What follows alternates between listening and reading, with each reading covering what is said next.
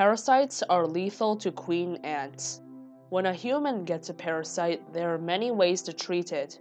But when a queen ant gets a parasitic larva from a fly or wasp, the stomach of the queen will get very swollen and rupture.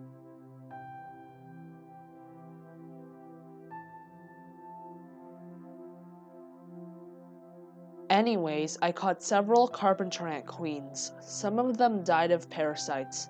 The first sign of parasitic death is when a queen curls her legs up.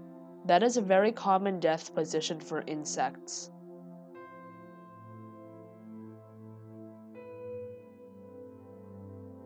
Shortly after, something very peculiar happens. The gaster gets very bloated. I took these queens out of the test tube.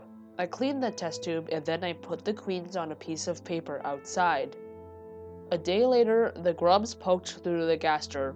I disturbed the grubs when I recorded them.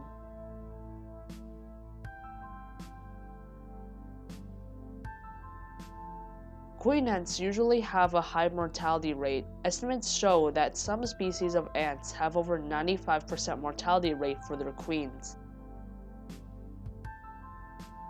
For the sake of this video, let us assume that carpenter ants have a 90% mortality rate. This year, the carpenter ants had about a 20% mortality rate after capture. That's a 92% mortality rate.